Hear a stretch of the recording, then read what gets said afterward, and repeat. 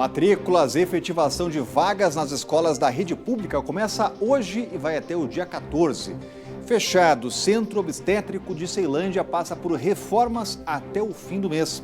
Inteligência e operação da polícia mira braço de facção criminosa que atuava aqui na capital do país. Olá, eu sou Rodrigo Orengo e está começando agora o Band Cidade, primeira edição.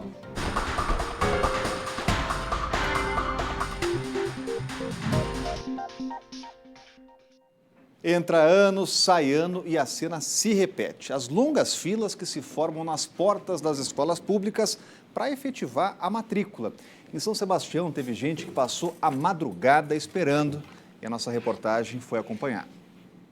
Antes mesmo das 7h45 da manhã, horário que abriu o portão do Centro de Ensino 1 de São Sebastião, já tinha uma fila quilométrica de pais e estudantes. Na verdade, muitos chegaram na tarde da segunda-feira para tentar mudar o turno dos alunos que já estão matriculados na rede pública de ensino.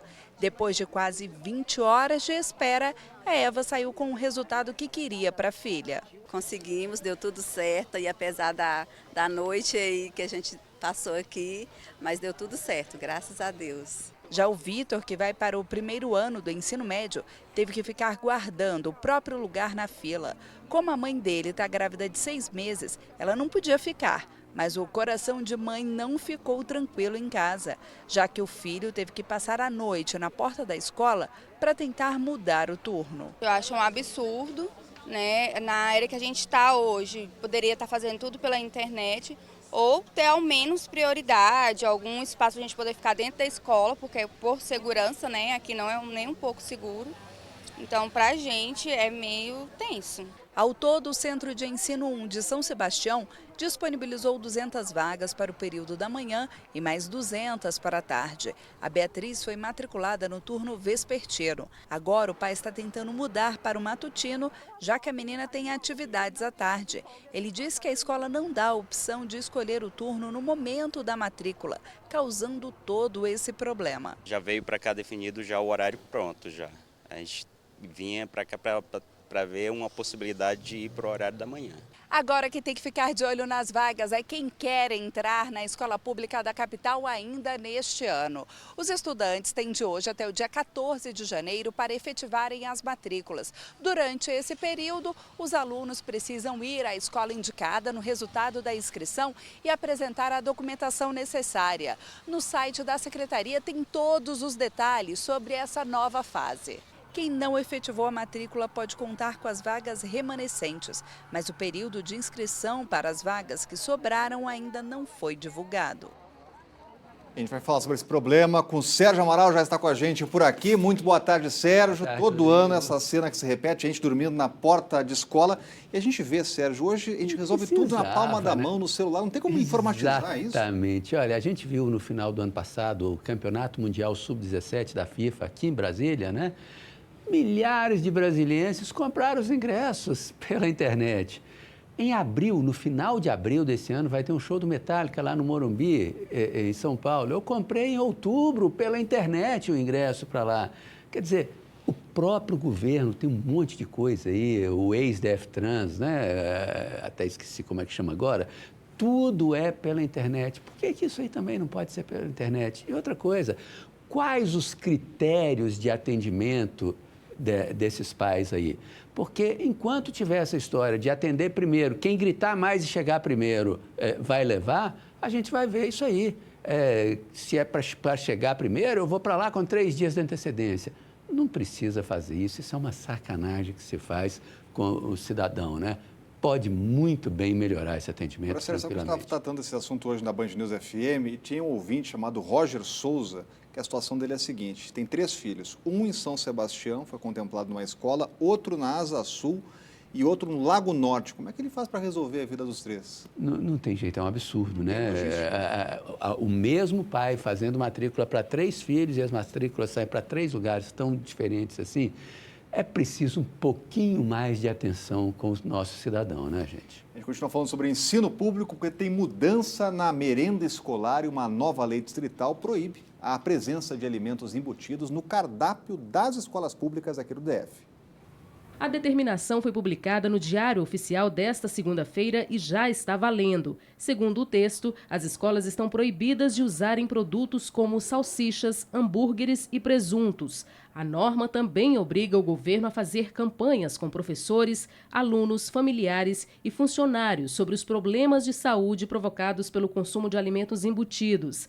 A Secretaria de Educação informou que esse tipo de produto não faz parte do Programa de Alimentação Escolar no DF desde 2010 e que os cardápios das escolas públicas são disponibilizados na página da Secretaria na internet.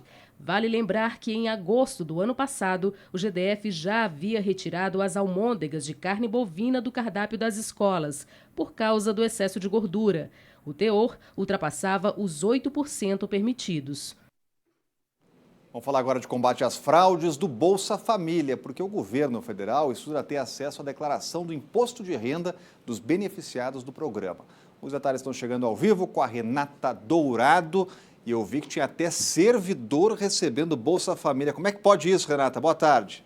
Que tristeza, né, Rodrigo? Realmente muito triste. Boa tarde para você, para o Sérgio, para todos que estão aí nos acompanhando. A gente reclama tanto da corrupção cometida pelos políticos e temos que reclamar, mas tem tantas pessoas também cometendo corrupções, como você bem disse. A Controladoria Geral da União fez um levantamento, um pente fino aqui no Distrito Federal e verificou que 248 famílias aqui na capital do país recebem o Bolsa Família sem ter direito. Tem uma família, Rodrigo, que recebe, sabe quanto? R$27 mil por mês. R$27 mil por mês. Estava recebendo o Bolsa Família.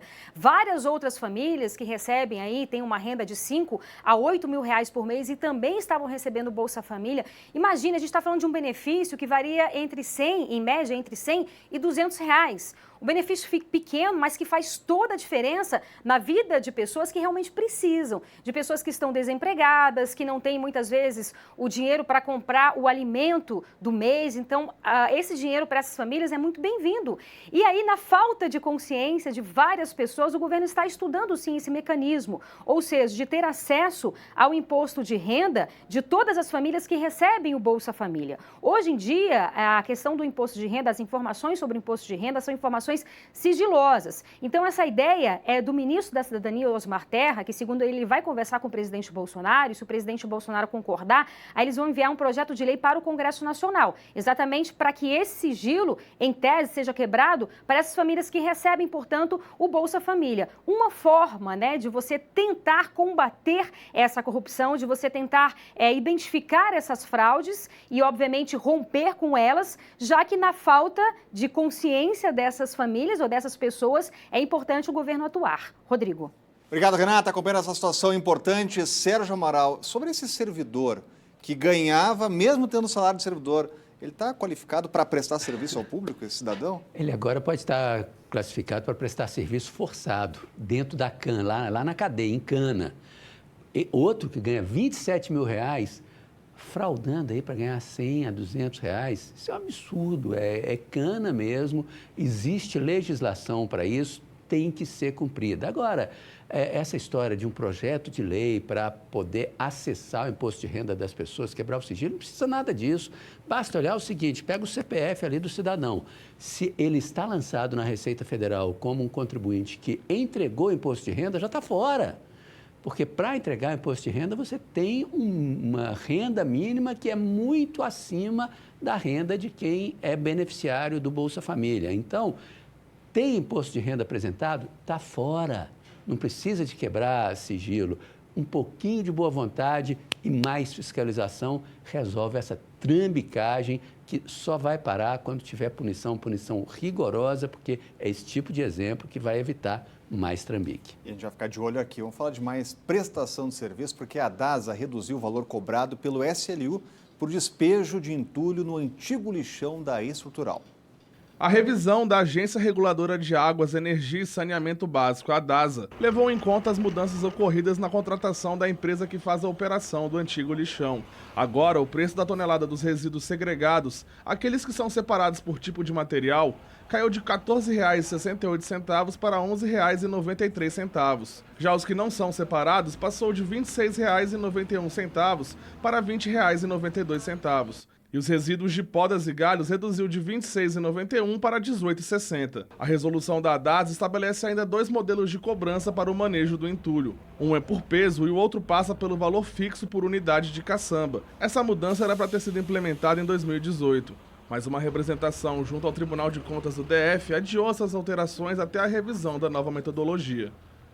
A Secretaria de Segurança Pública do DF assinou contrato para comprar 20 carros de luxo. O valor de cada um é superior a R$ 100 mil, o que representa mais de R$ 2 milhões aos cofres públicos. A medida já foi publicada no Diário Oficial da capital. A compra também vai beneficiar a Casa Militar do Palácio do Buriti, responsável pela segurança do governador Ibanez Rocha. E por meio de nota, a Secretaria de Segurança se limitou a dizer que a troca é para substituir a antiga frota do órgão, mas não disse quando foi a última compra. Ora, no dia 1º de janeiro, 3 pessoas da mesma família morreram em uma das quedas d'água do Parque Ecológico do Paredão, em Guapé, no sul de Minas Gerais. O que aconteceu foi um fenômeno típico do verão, chamado de cabeça d'água, que é o aumento repentino do nível de um rio por causa das chuvas nas cabeceiras. A água desce com força em questão de segundos, até em dia de sol, que poderia parecer perfeito para um banho. Como as cachoeiras são o passeio preferido de muitos brasilienses, o repórter Rodrigo Miranda conversou com um sargento do Corpo de Bombeiros que deu dicas para evitar acidentes como esse. Olá a todos que acompanham o Band Cidade, época de férias, muitas pessoas aproveitando para viajar e quem não tem muito tempo aproveita para conhecer as cachoeiras que ficam aqui ao redor do Distrito Federal. Mas é preciso tomar cuidado nessa época do ano, porque está chovendo muito. Para a gente falar sobre o assunto, eu estou aqui com o Sargento do Corpo de Bombeiros, Flávio Rosa. Sargento, essa época de chuva, atenção redobrada na hora de ir para a cachoeira, né? Sim, nas cachoeiras nós temos o fenômeno chamado de cabeças d'água, onde o fluxo da água do rio onde as pessoas estão nadando sobe com muita velocidade, muitas vezes arrastando as pessoas e sem possibilidade que essas pessoas cheguem às margens e são arrastadas e muitas vezes morrem nesse sentido. Alguns sinais são o aumento do fluxo d'água começa ele um pouco mais lento. Nesse sinal já do fluxo d'água subindo, as pessoas devem sair da água ir para as áreas mais altas, próximo de onde elas estão se banhando, e observar se há chuva, se há tempo fechado, mais longe, na região onde está chovendo. Ao observar isso, elas podem elas podem inferir que vai subir o nível, e nesse primeiro sinal, já saem do leito, já saem do rio e vão para as áreas altas para evitar serem arrastadas. Agora, o clima engana, né? Você pode chegar na cachoeira, tá aquele calorzão, mas se você viu sinal de chuva em outro ponto, não é recomendado ir para a cachoeira, né? Isso, porque a cabeça d'água não acontece com a chuva no local onde as pessoas estão banhando. São quilômetros acima no mesmo rio.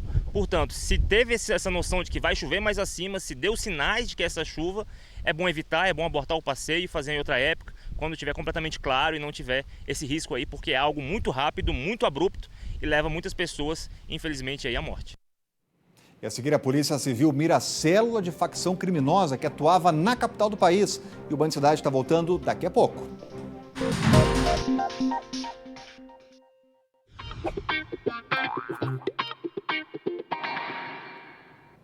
Olhar diretamente para o sol pode causar lesões no olho. É a chamada retinoplatia solar. A lesão, em geral, desaparece sozinha em até 6 semanas, mas a recuperação total pode levar meses. E nessa época do ano, o cuidado deve ser redobrado. Para falar sobre esse assunto, nós convidamos o oftalmologista Ramon Barreto. Doutor, obrigado pela presença aqui no Band Cidade. Esse é um assunto importante, muita gente não sabe, mas a lesão pode ser até grave, né, doutor? Sim, com certeza. Muito obrigado pelo convite. Boa tarde, espectadores. Realmente é muito perigoso você olhar para o sol. É sempre importante alertar, principalmente as crianças nessa época de sol, de férias escolares. É muito perigoso. Cada minuto de exposição ao sol, você olhando para o sol, pode causar uma lesão irreversível, né? uma lesão muito grave na retina, que pode causar uma cegueira temporária, uma baixa visão, e isso pode demorar até 6 semanas para poder se recuperar, sendo que tem alguns casos que ela pode ser irreversível. Então, é sempre importante alertar para evitar olhar o sol. Agora, isso é importante. Tem casos em que pode realmente ter lá um reflexo irreversível, né? Qual é o tipo de tratamento, né, em casos mais graves, doutor? Então, infelizmente, a gente ainda não tem um tratamento específico para os casos mais graves. Né? Os casos onde se forma um buraco, ainda não tem comprovação científica de que uma cirurgia possa resolver totalmente o problema. Então, a melhor forma realmente é a prevenção. orientar as pessoas a não olhar diretamente para o sol, justamente para evitar esse problema dessa maculopatia solar. É muito comum, doutor, em época de eclipse, todo mundo se reúne, né, para realmente aguardar aquele momento lá bonito, bacana, mas qual é a proteção que as pessoas têm que ter? Sim, o eclipse solar é um evento espetacular, né, com pouca frequência, então desperta a curiosidade das pessoas, as pessoas querem ver. Mas é importante usar óculos especiais com filtro de polímero escuro, específico, justamente para olhar o eclipse solar. Evitar olhar diretamente com aquela técnica de olhar pelo raio-x, isso aí não é recomendado olhar diretamente. E mesmo com óculos especial, você pode olhar no máximo 30 segundos, não é seguro. É melhor olhar principalmente no jornal, ver melhor na TV. É melhor, né? É bem melhor prevenir. Agora, doutora, aproveitando que a gente está chegando aí, a gente já estamos, inclusive, nós já estamos no período de férias escolares, criançada já curtindo praia, muita gente aproveitando esse calorão. Qual é a preparação que os papais, as mamães precisam ter aí para comprar um óculos adequado para a criançada? Porque muita gente tem ali aquele óculos de camelô com procedência duvidosa. Qual é o cuidado que tem que ter, doutor? Sim, a gente tem que ter um cuidado especial, porque o óculos não é só algo estético, é algo que ajuda muito a proteger os olhos. Lembrando que qualquer óculos, você não pode olhar diretamente o sol. Mesmo com óculos normal de sol, você não pode olhar diretamente o sol. Você precisa comprar esse óculos num local confiável, que tenha um certificado de filtro UVA, UVB. É importante você ter essa certificação. Então, fico alerta para todos. Doutor, muito obrigado pela presença aqui no Band Cidade. Eu que agradeço. Muito obrigado. A gente continua falando de saúde porque o Centro Obstétrico do Hospital de Ceilândia vai passar por reformas até o fim deste mês. Por causa das fortes chuvas dos últimos dias, houve infiltração dos dutos de fios, prejudicando a rede elétrica no setor. Será trocada toda a ligação do centro e substituídos os quadros de energia. Além disso, haverá melhorias na infraestrutura dos telhados. Durante os reparos, as gestantes classificadas como de alto risco vão ser encaminhadas para o HMIB e para o Hospital de Taguatinga. As demais vão ser levadas para as unidades da Asa Norte e Samambaia. E segundo a Secretaria de Saúde, o centro de Ceilândia faz em média 500 partos por mês, sendo a segunda maior maternidade da rede pública do DF, atrás apenas do Hospital do Gama. Vamos falar aqui da Operação Guardiã 61. A Polícia Civil foi às ruas esta manhã para cumprir mandados contra integrantes de uma facção criminosa aqui no DF. A repórter Camila Lopes tem mais informações. Na manhã de hoje foram cumpridos 8 mandados de prisão contra integrantes da organização criminosa, o PCC, e também 5 mandados de busca e apreensão. Documentos de cadastro de membros da facção conhecidos como Cara Crachá e também comprovantes de locação de uma casa foram encontrados em casas de advogados ligados ao grupo. De acordo com a Polícia Civil, a vinda do chefe da facção, Marcos Camacho, conhecido como Marcola, para o Presídio Federal de Brasília, fez com que a organização montasse uma estrutura para atender presos e também familiares. A reportagem completa sobre a operação da Polícia Civil você confere no Band Cidade segunda edição, que começa às 10h para as 7h. Agora, Sérgio Amaral, o que impressiona é toda essa estrutura montada aí dessa facção criminosa. O estilo de uma grande empresa, quase uma empresa transnacional, né, Rodrigo? Agora, a gente vê o seguinte, que os presos, os bandidos, os que vão para a rua, os bandidos que todo mundo entende como bandido, a maioria já está presa. Hoje foi o dia do que eles chamam de a parte engravatada da quadrilha, dessa organização criminosa aí do PCC, que é advogado, é pessoal da contabilidade, pessoal do núcleo financeiro. Isso aí foi mais para a polícia tentar mostrar o seguinte: olha, aqui no Distrito Federal vocês não vão se criar, embora a gente veja que eles já estão se criando. Então, a polícia, em boa hora, faz esse tipo de operação, faz esse tipo de combate. É preciso mesmo tentar, de todas as formas, que eles não venham para cá. A gente vê que esse tipo de atuação já está até um pouquinho atrasado, porque a própria polícia mostrou todo o organograma, né? O núcleo financeiro, o pessoal que ficava aqui para receber os parentes dos membros do PCC que estão presos aqui, inclusive o principal deles, né? Que é o Marcos Camacho, Marcola. Então, essa operação foi muito para tentar isso, para tentar mostrar, olha, aqui vocês não vão se criar. Mas não é bem assim. Tem que batalhar, trabalhar muito para evitar que essa organização prospere aqui. A gente vai voltar a falar de férias, porque quem está planejando viajar deve ficar atento para a qualidade de um serviço que pode reduzir os danos em caso de imprevisto, o seguro viagem. Felipe gosta de tudo bem planejado.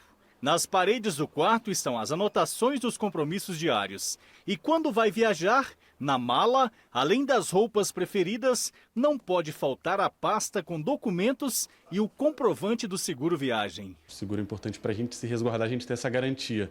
Eu fiz uma cirurgia recentemente mesmo e na minha viagem que eu fiz para a Europa eu falei, bom, além de ser obrigatório, é bom que eu vou ter isso daqui, qualquer problema que eu tenha, de amigos que já tiveram problemas, eu posso utilizar sem gastar nada, aquela coisa, né? A gente paga para não usar. Esse ano foram 2 viagens internacionais. Em julho ele foi para Amsterdã, na Holanda, e no mês passado para Lima, no Peru. Para os países europeus, Felipe sabe que o seguro viagem é obrigatório. Mas para viagens no Brasil, às vezes, ele costuma não adquirir. Por causa de economia mesmo, eu prefiro poupar por causa do valor. Patrícia contratou o serviço quando foi para a Itália e precisou usá-lo após ter uma intoxicação alimentar, mas não teve o atendimento que esperava. Paguei, precisei e não usufruí. Fui parar no hospital com uma intoxicação muito forte e, infelizmente, eu não tive assistência nenhuma do meu seguro. Para não ter os mesmos problemas que ela teve, esse advogado explica que na hora de planejar uma viagem, seja a trabalho ou em férias, é preciso ficar atento na escolha da seguradora. Ver se é uma empresa de confiança,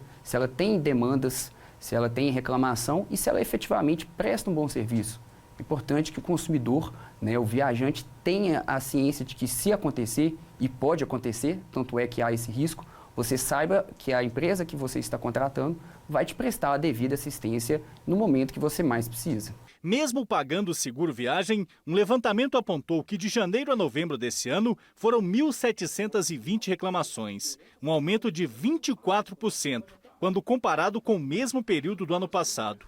Por isso, além de se preocupar em fazer o seguro, é importante também ficar de olho na credibilidade da seguradora. Infelizmente, isso é uma coisa até comum. As seguradoras acabam não arcando com o contrato. E com isso, todo passageiro deve guardar todos os documentos e buscar os seus direitos. É claro que é bom uma conversa sempre amistosa inicialmente e, caso não seja possível, buscar perante o Poder Judiciário a efetivação dos direitos dos viajantes. A seguir, idoso morre após levar choque enquanto tentava pegar uma manga no pé. Band Cidade volta daqui a pouco. Olha só que perigo, um homem morreu em Taguatinga após levar um choque enquanto pegava mangas. José Assis Filho, de 66 anos, sofreu a descarga elétrica quando tentava pegar mangas perto de uma rede de alta tensão. Foram mais de 7.000 volts. O idoso que morava na região caiu de uma altura de quase 5 metros. O homem usou colhedor de frutas com cabo metálico, mas o equipamento acabou encostando nos fios. Após levar o choque, José Assis teve uma parada cardíaca. O corpo de bombeiros tentou reanimar o idoso durante o resgate, mas ele não resistiu. A perícia foi feita pela Polícia Civil no início da noite passada, na CSG5, em Taguatinga Sul. Com o avanço das redes sociais, o número de amigos na internet muitas vezes é grande, mas nem sempre essas amizades saem do mundo virtual, o que, segundo especialistas, acaba gerando insegurança em pessoas que buscam aceitação e reconhecimento.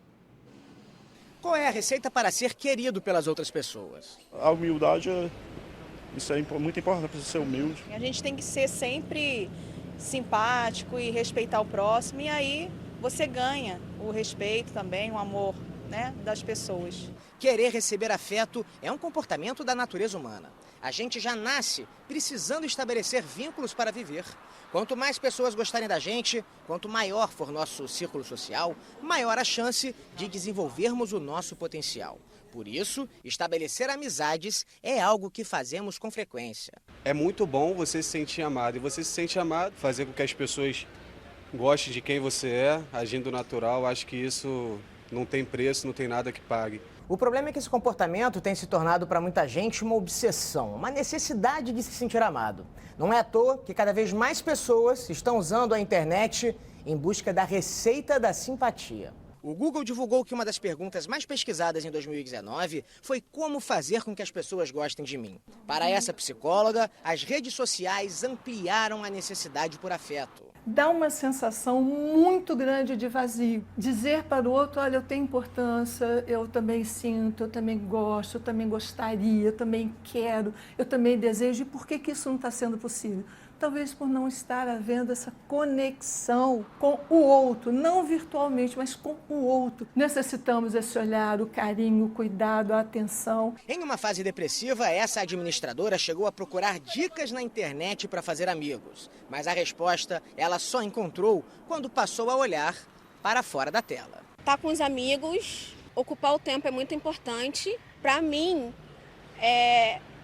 as pessoas estavam se afastando de mim. Só que depois, eu percebi, depois que eu vim melhorando, depois de eu estar fazendo já terapia, eu percebi que eu estava me afastando das pessoas. E aqui na Band você tem canal direto para fazer sugestões como dessa reportagem, também apresentar denúncias, mandar vídeos, mostrar o que acontece aí na sua região. Então anote aí, vai aparecer aqui, já está aparecendo o nosso WhatsApp 999769204. E o Band Cidade, primeira edição, vai ficando por aqui. A gente volta a se encontrar amanhã ao 12:30. E agora você fica com os donos da bola. A galera tá chegando aí. Tchau!